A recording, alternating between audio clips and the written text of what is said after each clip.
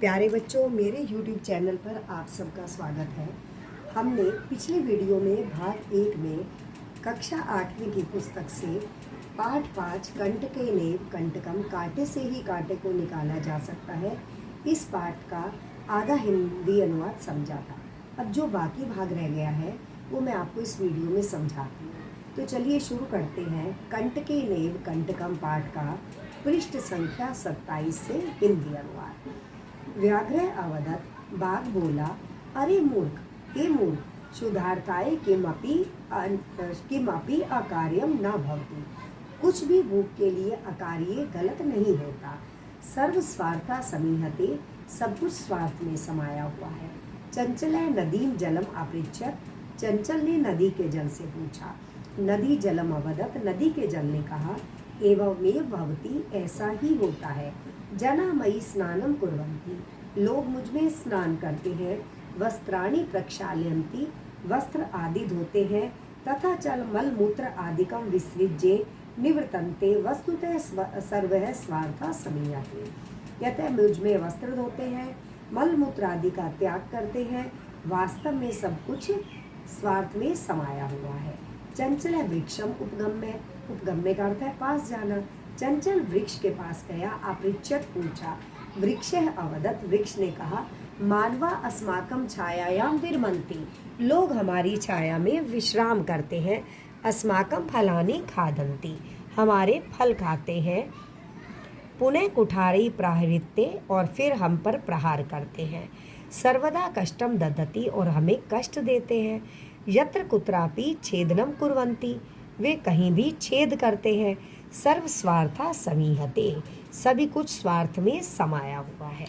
समीपे एकः लोमशिका, पास में एक लोमड़ी। बद्री गुल्मानाम, बेर की झाड़ियों के पीछे सारी वार्ता को सुनोती, सुन रही थी। सा सहसा चंचलम उपसृत्य, वे अचानक चंचल के पास गई। कथयति, और कहने लगी, का वार्ता, क्या बात है। मामपि विज्ञाप्य, मुझे भी बताओ। सह अवदत, वह बोला, अहम मातृ स्वसा, हे मौसी, अवसरे त्वं समागतवती, आप अच्छे समय पर आई हैं। मया अस्या व्याघ्रस्य प्राणा रक्षिता, इस बाघ के प्राणों की मैंने रक्षा की। परम एषा ममेव खादितुम इच्छति, परंतु यह मुझे ही खाना चाहता है। तदंतरम सा लोमशिकाया निखिलाम कथा न्यावेद्यत, फिर उसने लोमड़ी के सामने सारी कथा को कह दिया। लोमशिका चंचलम अकथ्यत, लोमशिका लोमड़ी ने चंचल से कहा, बाढ़म, अच्छा, त्वम जाले प्रसारिये, तुम जाल को फैलाओ। पुनः सा व्याघ्रम, दोबारा उसने, व्याघ्रम का मतलब है बाघ, से कहा। व्याघ्रम अवदत, केन प्रकारेण त्वम एतस्मिन् जाले बद्ध, किस तरीके से तुम इस जाल में बंधे। इति अहम प्रत्यक्षम दृष्टुम इच्छसि, मैं यह अपनी आंखों से स्पष्ट देखना चाहती हूँ। व्याघ्र तद वृत्तांतम प्रदर्शितुम, तब बाघ ने सारा घटना, सारा वृत्तांत प्रस्तुत किया।